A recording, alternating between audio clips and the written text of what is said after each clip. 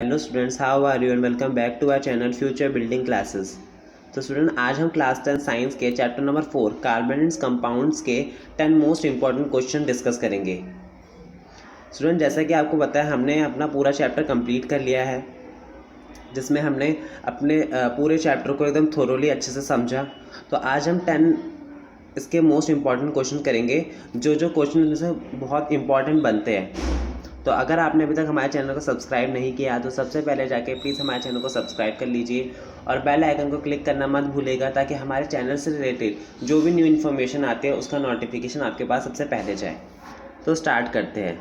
तो first question है, what would be the electron dot structure of carbon dioxide which has the formula CO2। हमें electron dot structure बनाना है carbon dioxide का, जिसका formula है CO2। जब हमने चैप्टर को समझाता था, हमने इलेक्ट्रॉन डॉट स्ट्रक्चर के कुछ क्वेश्चन करे थे, जिसमें हमने CO2 का भी करा था। तो सबसे पहले जिसका भी हम इलेक्ट्रॉन डॉट स्ट्रक्चर बनाते हैं उसका हम फॉर्मूला देखेंगे और उसमें जो जो एलिमेंट है वो देखेंगे। तो CO2 में कौन कौन सा एलिमेंट है? Carbon and oxygen. तो सबसे पहले हम एटॉमिक नंबर लिखेंगे कार्बन का, विच इज़ 6, और इसकी इलेक्ट्रॉनिक कॉन्फ़िगरेशन 2,4। देन ऑक्सीजन का क्या होता है? 8, इलेक्ट्रॉनिक कॉन्फ़िगरेशन 2,6। देन हम इलेक्ट्रॉन के फॉर्म में आउटरमोस्ट शेल में जो इलेक्ट्रॉन होते हैं उसे शो करते हैं जब हम इलेक्ट्रॉन डॉट स्ट्रक्चर बनाते हैं। तो सबसे पहले हम कार्बन को बीच में रखेंगे एंड इसके आउटरमोस्ट शेल में जितने इलेक्ट्रॉन है 4, उसे हम शो कर देंगे। तो 1, 2, 3 एंड 4। वैसे ही ऑक्सीजन के आउटरमोस्ट शेल में कितने इलेक्ट्रॉन है? 6, तो हम 6 ही शो करेंगे। तो 1, 2, 3, 4, 5, 6। वैसे इधर भी 1, 2, 3, 4, 5 एंड 6 हमने शो कर दिया। देन हमें क्योंकि कार्बन को कितने चाहिए? 4 और इलेक्ट्रॉन चाहिए अपना ऑक्टेट पूरा करने के लिए, तो 2 ये यहाँ से ले लेगा इलेक्ट्रॉन और 2 इस वाले ऑक्सीजन से ले लेगा। हो गई कार्बन की तो वैलेंसी पूरी। देन ऑक्सीजन को कितने चाहिए? 2 चाहिए, तो 2 इलेक्ट्रॉन ये वाला ऑक्सीजन इस वाले कार्बन से ले लेगा और ये वाला इस वाले से ले लेगा। तो ऐसे हमारा बन जाता है CO2 का इलेक्ट्रॉन डॉट स्ट्रक्चर।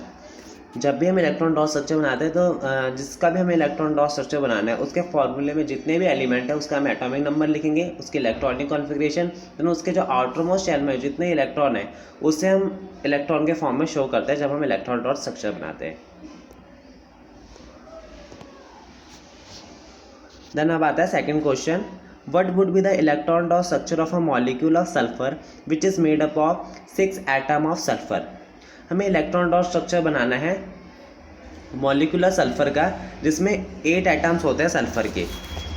तो सबसे पहले सल्फर है, तो सल्फर S8। तो सबसे पहले हमने जाना कि हमारे किस एलिमेंट से बन रहा है? पूरा सल्फर से बन रहा है। तो सल्फर का एटॉमिक नंबर 16 होता है, इलेक्ट्रॉनिक कॉन्फ़िगरेशन 2,8,6।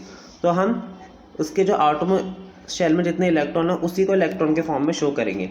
तो यहाँ देखिए हमने सल्फर को 6 के आउटरमोस्ट शेल में जितने इलेक्ट्रॉन है वो ही शो करे। तो 1, 2, 3, 4 एंड 5, 6 हमने शो करा है।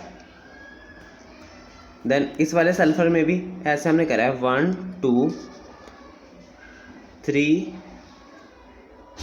4, 5 एंड 6। ऐसे हमने एक सल्फर को शो करा है। एक सल्फर ऐसा है। देन जब दूसरा सल्फर आएगा तो उसका ये एक इधर 1, 2, 4, 3 एंड 5 एंड 6 ऐसे हमने शो करा हुआ है। देन ऐसे ऐसे करके एक चेन बन रही है पूरी।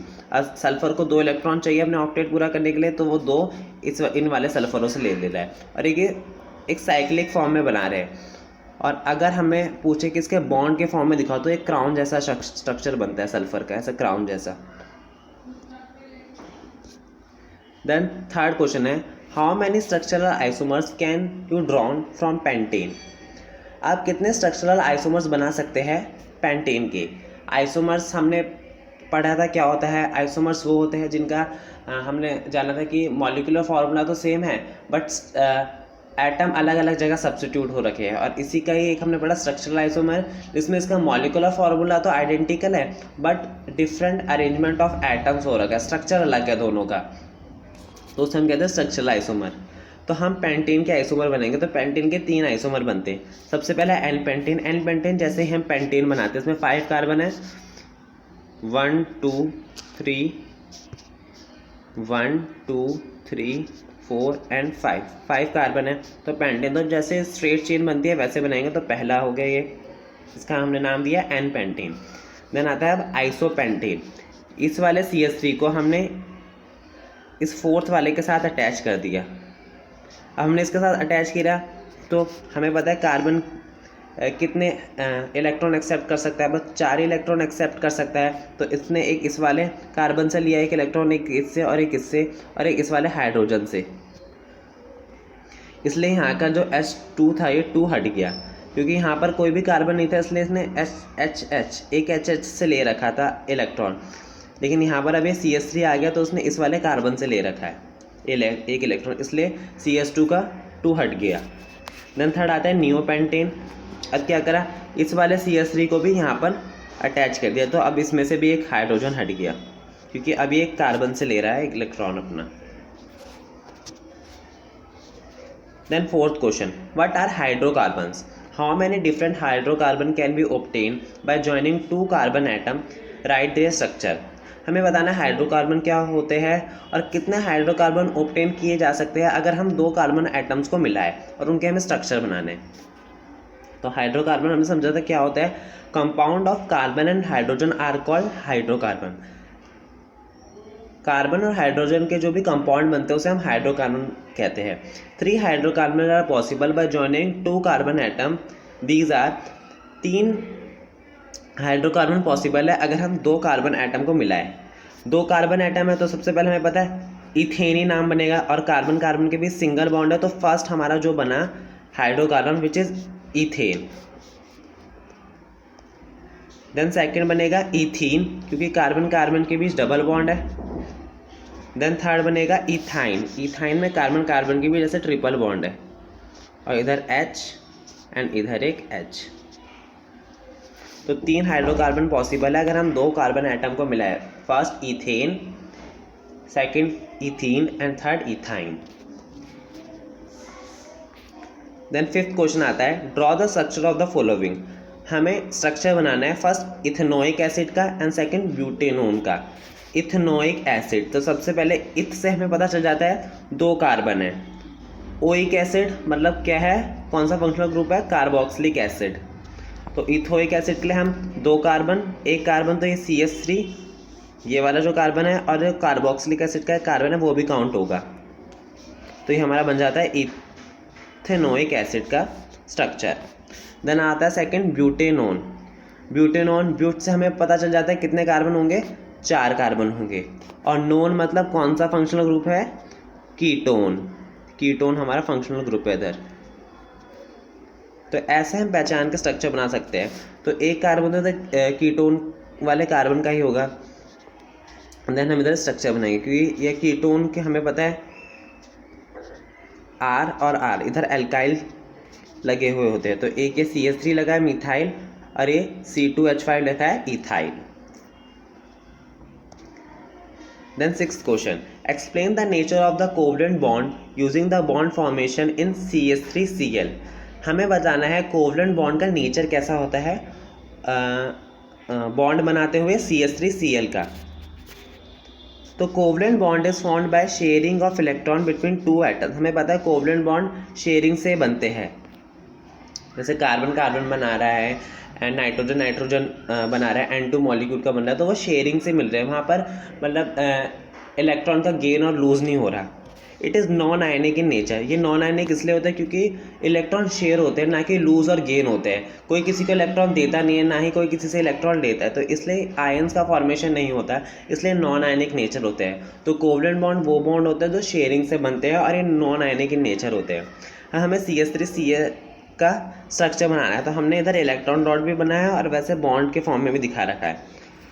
तो कार्बन का हमें पता है, हम इलेक्ट्रॉनिक कॉन्फ़िगरेशन करेंगे तो 2,4, तो 4 को हम इसके साइड में शो करेंगे इलेक्ट्रॉन के फॉर्म में, और हाइड्रोजन का 1 तो 1 1, तो CH3 है तो 3 हाइड्रोजन, और क्लोरीन C है तो क्लोरीन का 1 हमने शो करा है। देन हमारा बन जाता है CH3Cl का स्ट्रक्चर।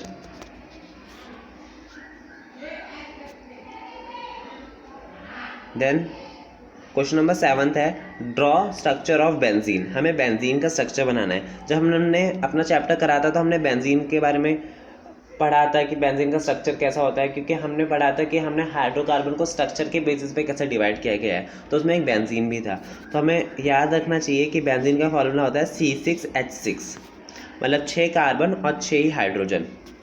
और बेंजीन का स्ट्रक्चर कुछ ऐसा होता है, डबल बॉन्ड एक सिंगल बॉन्ड को छोड़ के रखता है। देखो इधर एक डबल बॉन्ड है, देन फिर एक सिंगल बॉन्ड है, देन डबल बॉन्ड है, देन एक single bond, then double bond, then एक सिंगल बॉन्ड।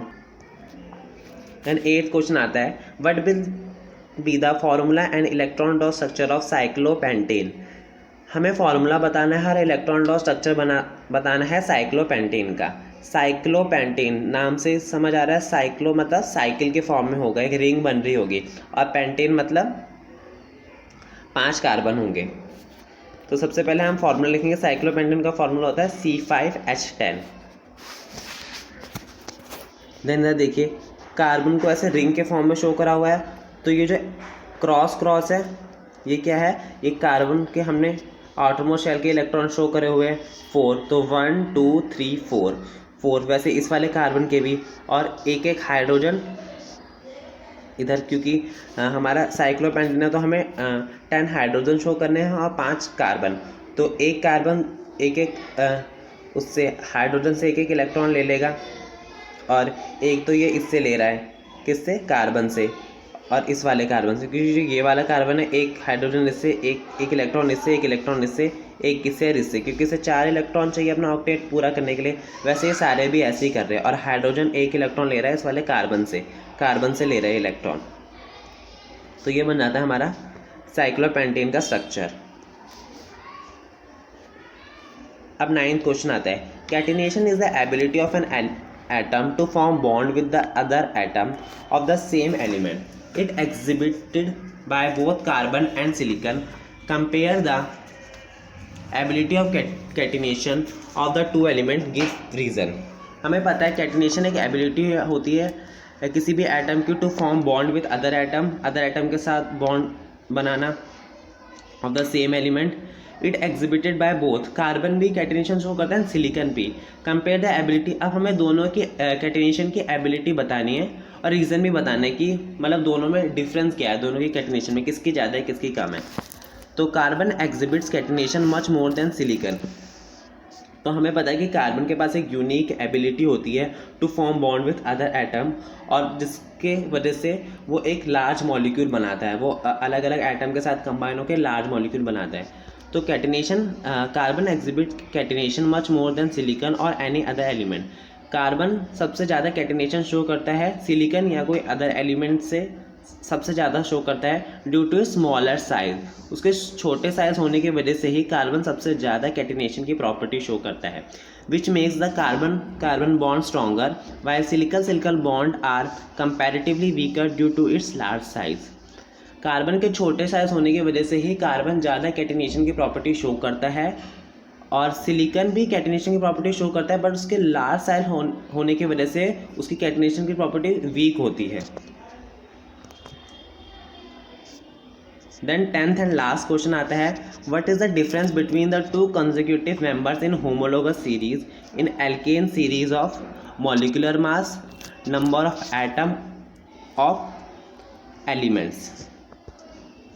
हमें बताना है कि what is the difference between the two consecutive member in homologous series in alkane series. हमें बताना है कि होमोलोगस सीरीज हमने पढ़ी थी, उसमें बताना है कि जो दो एल्केन सीरीज में किन किन चीज़ का डिफरेंस आता है। तो फर्स्ट हमसे पूछा मॉलिक्यूलर मास, कितने मॉलिक्यूलर मास का डिफरेंस आता है।